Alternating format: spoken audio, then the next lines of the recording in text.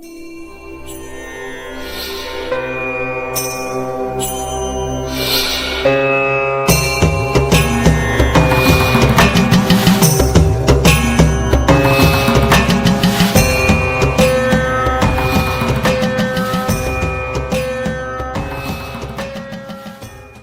जय श्री सीताराम, जय जय श्री त्रिपुरा। आप सभी का पुनः बहुत बहुत स्वागत है रिटिलिज्म बाय चिन्मय नारायण में। आज हम श्री हनुमान जयंती कब है एवं हनुमान जयंती पर विशेष हमें किस स्तोत्र इत्यादि का पाठ करें जिससे हमें हनुमान जी की कृपा प्राप्त हो, इस विषय वीडियो में आज हम ये जानेंगे। अगर आपको यह वीडियो पसंद आए तो आप लाइक कीजिएगा, शेयर कीजिएगा एवं सब्सक्राइब कर घंटी का चिन्ह अवश्य दबाइएगा ताकि आपको नित्य सबसे सर्वप्रथम ऐसे वीडियो प्राप्त होते रहें। और धर्म लाभ को आगे बढ़ाते हुए वीडियो को अधिक से अधिक शेयर अवश्य कीजिएगा। तो आइए हम प्रारंभ करते हैं। तो इस वर्ष 2024 में श्री हनुमान जयंती जो चैत्र शुक्ल पूर्णिमा के दिन आती है वो 23 अप्रैल 2024 को है। हमें हनुमान जी की उपासना के लिए या उनके व्रत इत्यादि हनुमान जयंती पर अवश्य करना चाहिए जिससे उनकी कृपा हमें प्राप्त होती है। हनुमान जन्म उत्सव के दिन ब्रह्म मुहूर्त में जल्द उठना चाहिए क्योंकि हनुमान जी का जन्म का जो प्रामाणिक जो संत महात्मा इत्यादि के मुख से या हमें जो शास्त्रों में प्राप्त होता है, तो जिस समय सूर्य देवता उदित हुए थे और हल्के हल्के से बादलों के ऊपर सूर्य देवता का प्रकाश पड़ रहा था, उस समय बादल जो थे वो ऑरेंज कलर के, भगवा कलर के प्रतीत हो रहे थे। उस समय प्रातः ब्रह्म वेला मान लीजिए कि 6 बजे लगभग जब सूर्य उदय अभी होते हैं चैत्र माह में, उस समय पर श्री हनुमान जी का प्रादुर्भाव हुआ था। तो अब इसके लिए हमें क्या करना पड़ेगा? व्रत इत्यादि के लिए हमें ब्रह्म मुहूर्त में उठना पड़ेगा। हम ब्रह्म मुहूर्त मतलब सवेरे जल्दी 4 बजे इत्यादि होते हैं, वहाँ पर आपको उठकर स्नान ध्यान बनाना पड़ेगा। स्नान ध्यान बनाकर निकटतम मंदिर में जहाँ देवालय पे श्री हनुमान जी महाराज की सन्निधि जो साक्षात रूप से विराजित हैं, वहाँ पर जाकर हमें आरती वगैरह में आप वहाँ पर सम्मिलित हो। और विशेष कार्य जो करना है, अगर व्रत रखना है तो पूर्णिमा के एक दिन पूर्व चतुर्दशी से सूर्यास्त के बाद से किसी प्रकार से बोलना सबसे कम कर दें। बोलेंगे तो अपराध बनेगा। जो भोजन इत्यादि करना है वो सूर्य अस्त के पूर्व में कर लें, जब से व्रत को प्रारंभ कर लें, अगर पूर्णिमा का आपको व्रत करना है तो। इसी प्रकार से प्रातः काल फिर पुनः जल्दी आप उठकर और स्नान ध्यान नित्य क्रिया से फ्री होकर आप जो अपने गुरु देवता द्वारा प्रदत्त मंत्र अगर करते हैं तो उस दिन प्रातः काल जल्दी कर लें। और 5:30 से 6 बजे के बीच में हर देवालय इत्यादि में श्री हनुमान जी महाराज का प्राकट्य महामहोत्सव मनाया जाता है, तो वहाँ पर आप सभी उसमें सम्मिलित हों और उत्सव से श्री हनुमान जी का प्राकट्य प्रादुर्भाव दिवस उत्सव मनाएं। अब विशेष क्या करें? साथ में यहाँ से मंदिर देवालय जा रहे हैं तो केले विशेष तौर पर हनुमान जी को प्रिय हैं। चने भुने हुए जो रहते हैं वो चने चिरौंजी इत्यादि कहते हैं। मीठे लड्डू कह सकते हैं, मोतीचूर के इत्यादि उन्हें बहुत पसंद होते हैं। या नुक्ती वगैरह मीठी शुद्ध देसी घी में बनी हुई है वो ले सकते हैं। विशेष उनकी माला इत्यादि जो है, जो उनको धारण करानी हो, पुष्प इत्यादि की वो माला इत्यादि आप ले जा सकते हैं। अगरबत्ती की जगह धूप बत्ती ले जाएं, धूप बत्ती ले जाएं, दीपक ले जाएं लगाने के लिए, जो कामना हो आपकी। अगर किसी को कोई बाधा इत्यादि है तो वो चमेली का तेल लगाए, तेल का दीपक लगाए हनुमान जी को हनुमान जयंती पे। या रोग इत्यादि दूर करने हो तो हनुमान जयंती पे तिल का तेल लगाए। अगर सर्व कामना सिद्ध करने हैं तो सर्व कामना सिद्धि के लिए घृत का दीपक लगाएं। एवं शत्रु बाधा इत्यादि से अगर मुक्ति चाहते हैं, उनसे किसी प्रकार से सुरक्षा प्राप्त करनी है तो सरसों का तेल लगाएं, सरसों के तेल का दीपक इत्यादि लगाएं। और हनुमान जी के सामने धूप बत्ती इत्यादि लगाकर हनुमान जी से प्रार्थना करें कि हनुमान जी महाराज यथाशक्ति यथा भक्ति हमसे ये लगा हो। और अगर उसके पूर्व में आपको, ये तो पूजन हो गई प्रातः में जो करनी है आपको पूजन, इसके पूर्व में अगर चोला इत्यादि आपको चढ़वाना हो तो निकटतम मंदिर देवालय स्थान जहाँ पर भी हर अपने भारत भूमि में अधिकांश नगरों में हनुमान जी के मंदिर होते हैं, वहाँ पर देवालय करने वाले पुजारी जी, महाराज जी या जो भी आप कहते हैं पंडित जी इत्यादि जो रहते हैं, उनसे संपर्क कर कर जो उनको चोला इत्यादि चढ़वाना हो उस दिन तो आप उनसे संपर्क कर कर सिंदूर, तेल, चमेली का और घी से चढ़ता है कई जगह तो घी, चमेली का तेल या सिंदूर इत्यादि उनको आप प्रदान कर सकते हैं। और पूजा में विशेष उनको एक श्रीफल इत्यादि है, वो श्रीफल भी आप हनुमान जी के समक्ष चढ़ाएं। अब ये तो हो गया कि ये पूजन वगैरह की हो गई कि प्रातः काल आरती में हम सम्मिलित होने गए जब हनुमान जी के मंदिर में पूजन करने लगे, तो वहीं पर आप हनुमान चालीसा का पाठ करें। देखिए जब हम हनुमान चालीसा का पाठ करते हैं तो हनुमान जी को बाल समय रवि भक्ष लियो तब तीनों लोक भयो अंधियारो, जिस समय बाल समय के अंदर हनुमान जी ने सूर्य देवता को फल समझकर अपना आहार बना लिया था, तो इंद्र देवता ने उनको प्रहार करा था वज्र का, और वज्र के प्रहार से वो पृथ्वी पर आकर गिरे थे। और इस पृथ्वी पर बड़ा सिद्ध क्षेत्र है जहाँ पर वो उस समय गिरे थे। तो अब उनका और उत्पाद भी करते रहते थे, बहुत शरारती थे बाल्यकाल में श्री हनुमान जी महाराज।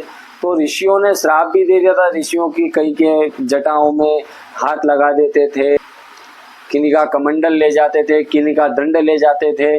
तो ऐसे वो शरारती अधिक होने के कारण उनको श्राप दे दिया गया कि हनुमान तुम अपना श्राप, हम तुमको श्राप देते हैं, तुम अपना बल भूल जाओगे, जब तक तुम्हें कोई अपना बल याद नहीं दिलाएगा तब तक तुम्हें अपना बल याद नहीं आएगा। तो हनुमान जी के सामने चाहे सुंदरकांड करो, चाहे रामायण जी का पाठ करो, कि चाहे हनुमान चालीसा का या हनुमान जी के कोई भी मंत्र का पाठ करो, जब तक आप उनको उनका बल याद नहीं दिलाते तब तक वो आपके कार्य की परिपूर्णता नहीं करेंगे।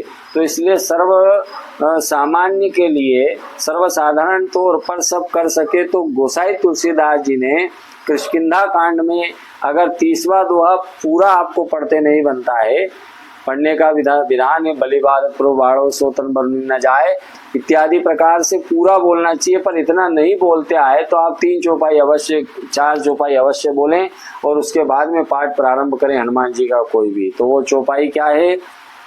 कहि रीछ पति सुनु हनुमाना,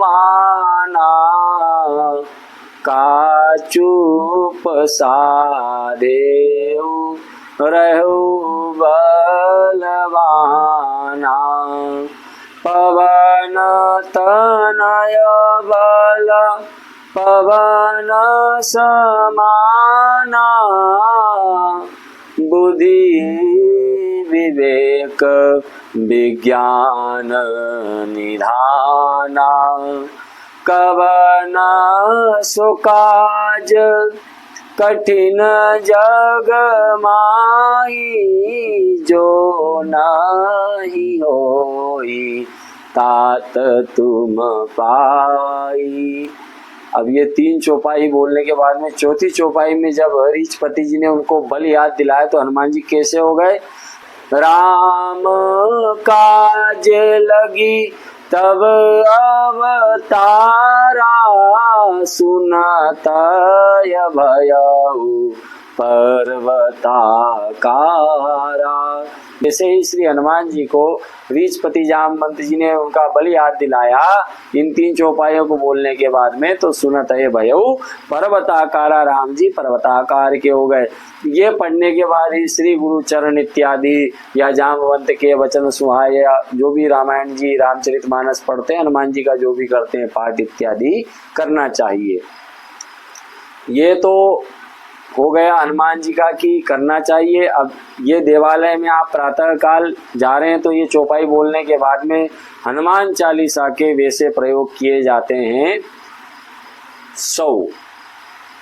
उसमें आखिरी में नीचे चौपाइयाँ आती है, उसमें लिखा है जो 7 बार पाठ करे कोई छूटई बंदी महासुख होई। किसी को किसी प्रकार का संकट इत्यादि या किसी प्रकार की बाधा रहती है या बहुत ज़्यादा त्रस्त रहते हैं किसी भी ऊपरी बाधा इत्यादि से, तो 100 पाठ प्रत्येक मंगलवार को, अन्यथा प्रत्येक पूर्णिमा आती है और अष्टमी तिथि भी है, अष्टमी तिथि और पूर्णिमा के दिन, और विशेषकर मंगलवार, प्रत्येक मंगलवार को हनुमान जी की सन्निधि में जो 100 पाठ करता है तो छूटे ही बंदी महासुख हुए, उसके समस्त प्रकार के जितने भी किसी प्रकार के बंधन में वो बंधन से वो मुक्त हो जाता है, उसे हर बंधन से मुक्त हनुमान जी महाराज कर देते हैं। और भी प्रयोग हैं जिन प्रयोगों से हनुमान चालीसा के कर सकते हैं। अगर आपकी सामर्थ्य है तो सबसे अच्छा योग है उस दिन, सबसे अगर सामर्थ्य है तो, अगर भगवान ने आपको प्रचुर मात्रा में अर्थ संपन्न कर रखा है, आजकल वैसे सब पे ही परमात्मा की कृपा है, पर विशिष्ट कृपा जिस पर हो, सामर्थ्य हो, तो विशेष हनुमान जयंती पर हनुमान जी महाराज जो हैं 11 रुद्रावतार, 11वें रुद्र अवतार हैं, 11 में उनको रुद्रावतार कहा है। तो जो 11 ब्राह्मणों का वर्णन करें, निकटतम देवालय जहाँ पर बना हो, हनुमान जी की प्रतिष्ठित सन्निधि मूर्ति हो, घर में ये प्रयोग नहीं किया जा सकता, इसलिए प्रतिष्ठित मूर्ति इत्यादि वहाँ पर 11 ब्राह्मण को आप निमंत्रण दें पूर्व में, और 11 ब्राह्मणों से 1100 पाठ हो जाएंगे। एक ब्राह्मण 100 पाठ 108 पाठ करेंगे, उसी एक स्वर में चलते रहते हैं। 8-9 घंटे का प्रयोग होता है। हनुमान जी को चोला पूजन इत्यादि चढ़वाकर संकल्प लेकर आप 11 ब्राह्मणों को हनुमान जी के पास बिठाकर 100 पाठ एक ब्राह्मण करेंगे, ऐसे 11 पाठ रहेंगे, और सामूहिक पाठ होंगे तो 1100 पाठ श्री हनुमान चालीसा के हो जाएंगे। ये पाठ होने से हनुमान जी बड़े प्रसन्न होते हैं।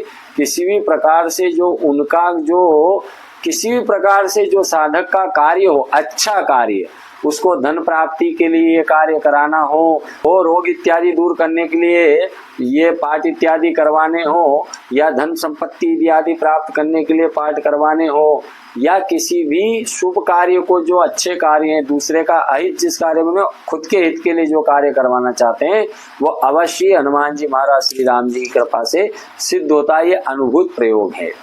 और भी हनुमान जी महाराज के सिद्ध मंत्र इत्यादि दिए गए हैं शास्त्रों में, उनका भी पाठ इत्यादि करना चाहिए। उन शत्रु निवारण और आत्मरक्षा के लिए अगर विशेष कुछ करना हो, और संपत्ति प्राप्ति, समस्त प्रकार की संपत्ति प्राप्ति इत्यादि, या शत्रु निवारण कह लें, या फिर रोग इत्यादि निवारण के लिए अगर कुछ करना हो, तो संक्षिप्त रूप से ये हनुमान जी का जो परिचय है, सुंदरकांड में 2 बार हनुमान जी ने वाल्मीकि सुंदरकांड में अपना परिचय दिया है। तो इसका उच्चारण जो 3 श्लोक है, वैसे 4 श्लोकों में भी दिया था, पर आप 3 श्लोकों का उच्चारण कर सकते हैं। जयति बोलो रामो लक्ष्मणस्य महाबला राजा जयति सुग्रीवो राघवेण अभिपालितः दासोहम कौशलेन्द्रस्य रामस्य क्लिष्ट कर्मणा हनुमान शत्रु सैन्यानां निहंता मारुतात्मज न रावण सहस्रम में युद्धे प्रतिबलम बलम भवेत शीलाभिश्च प्रहर्ता पादपेश्च सहस्रश।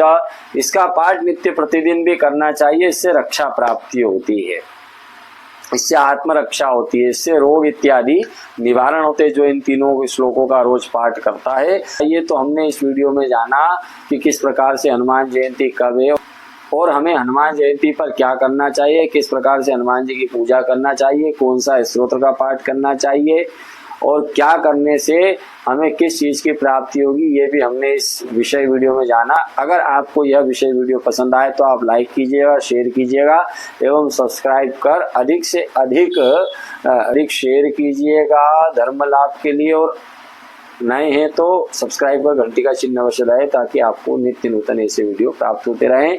जय जय श्री सीताराम, जय जय श्री हरिशरणम।